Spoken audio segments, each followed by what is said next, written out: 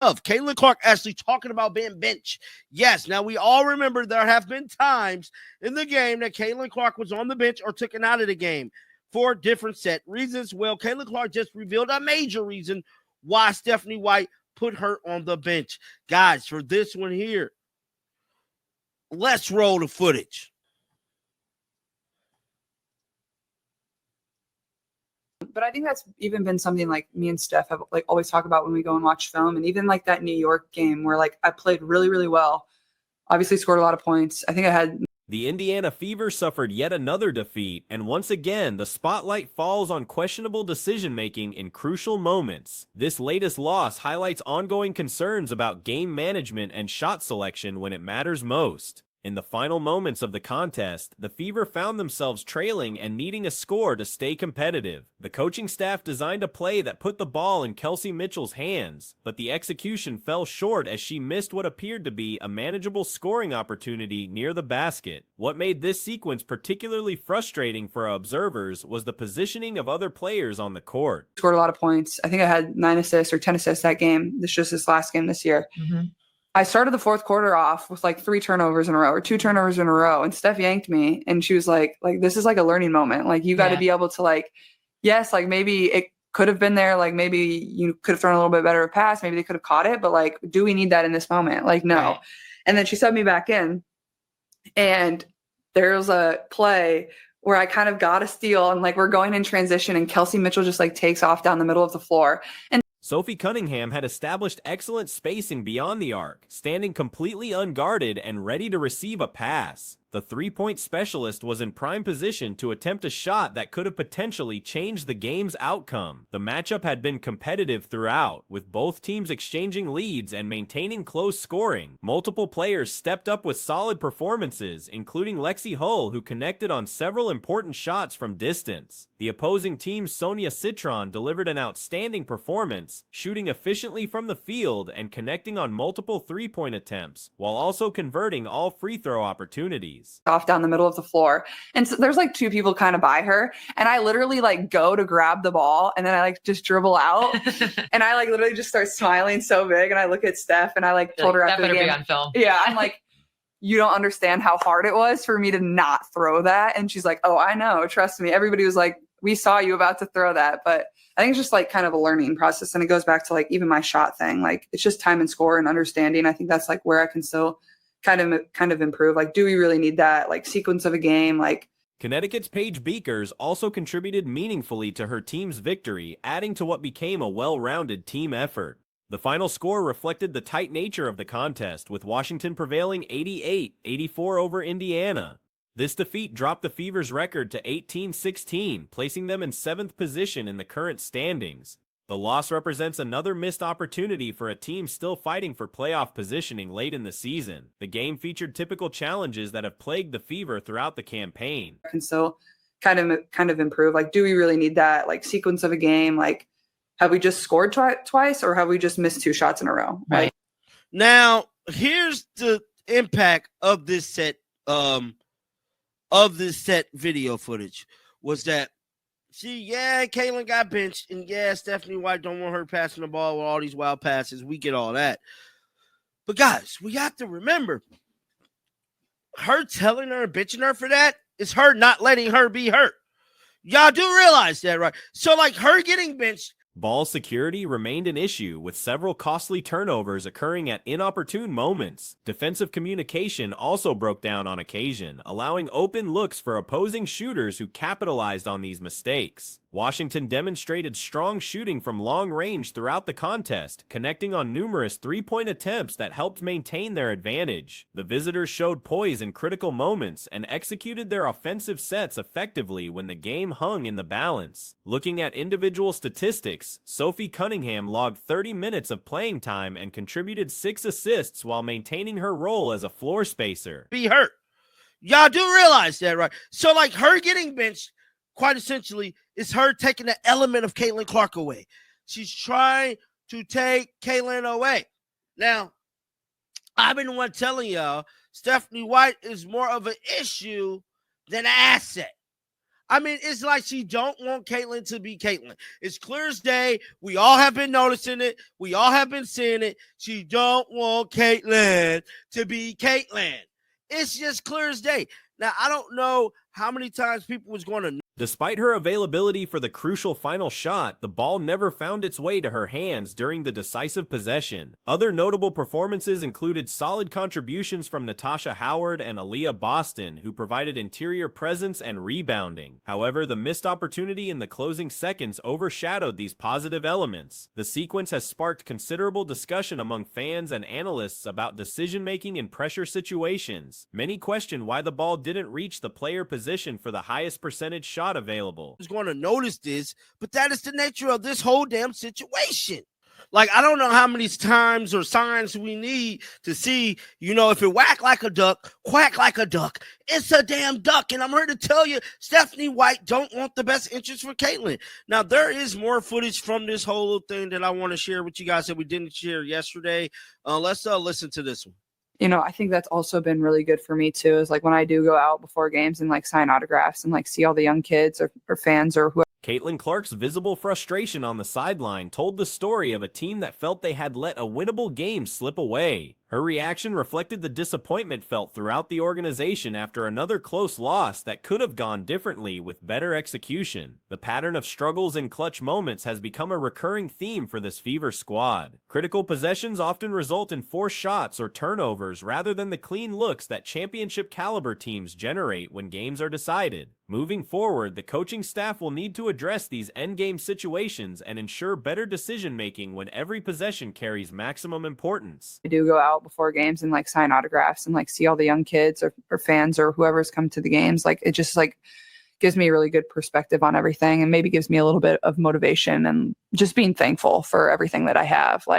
And very thankful for like my fans and just the fans of the WNBA, of like how they can constantly continue to support and truly just want the best for me too at the end of the day. I think that's something that's really cool. So, I think that's also been really good for me too, is like now this is her speaking when I do go out before games. Lisa Bluter.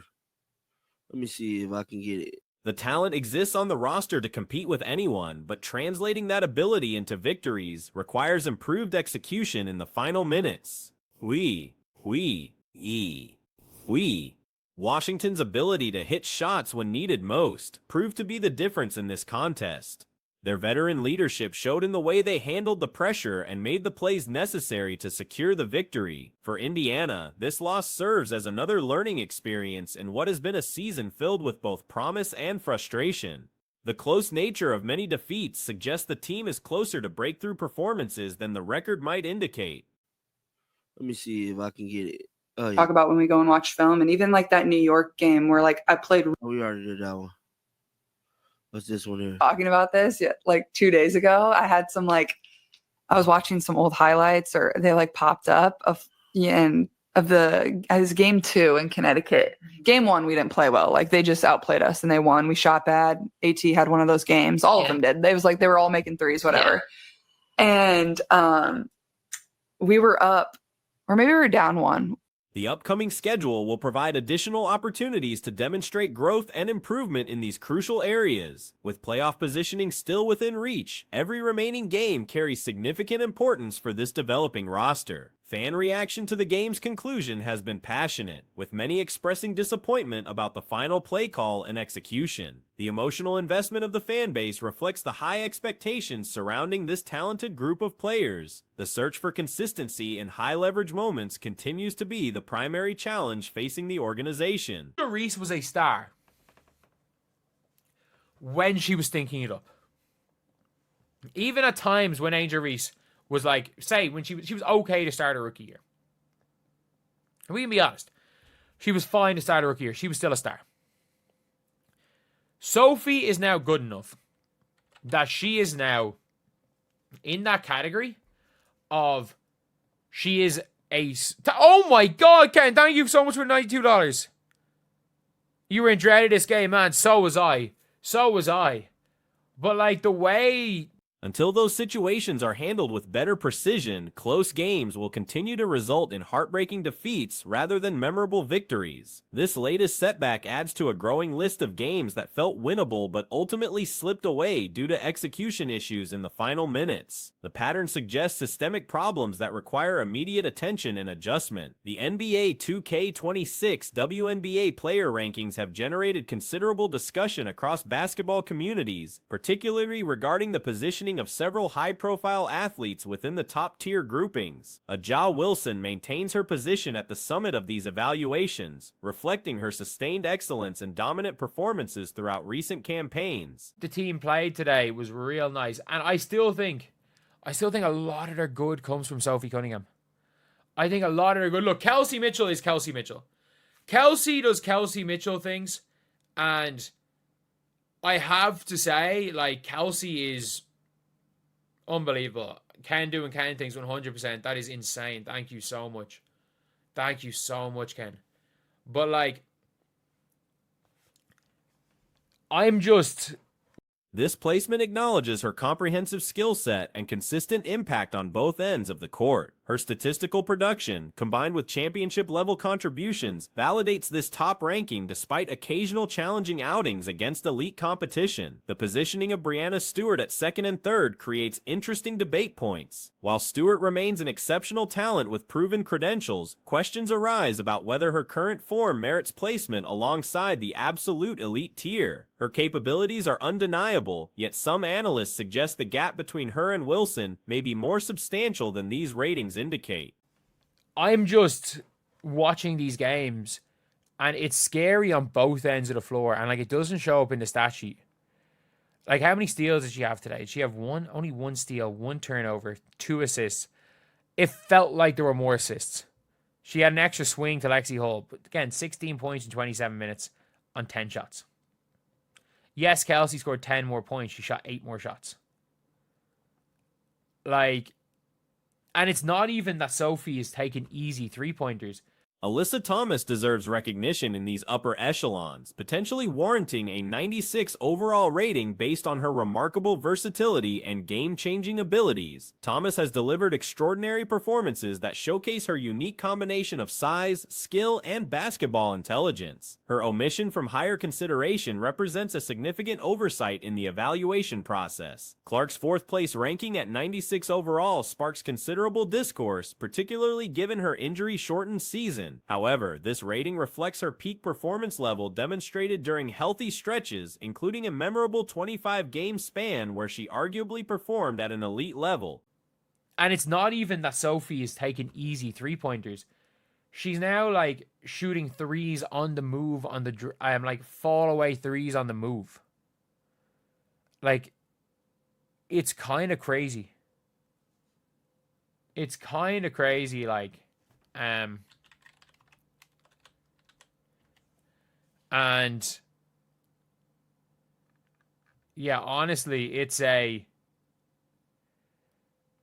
just the Indiana Fever needed. The rating system traditionally maintains established player values rather than penalizing athletes for injury-related absences, following similar precedents with other major sports stars. The absence of Alicia Gray from the top 10 rankings appears particularly questionable given her MVP-caliber season performance. Gray's contributions have been substantial enough to merit inclusion among the league's premier talents, making her exclusion one of the more surprising omissions in these rankings. Sabrina Ionescu and Nafisa Collier occupy positions within the 92 overall range, though Collier's placement at this level generates some skepticism. While both players demonstrate considerable skill, questions persist about whether Collier's impact matches this elevated rating compared to other available options.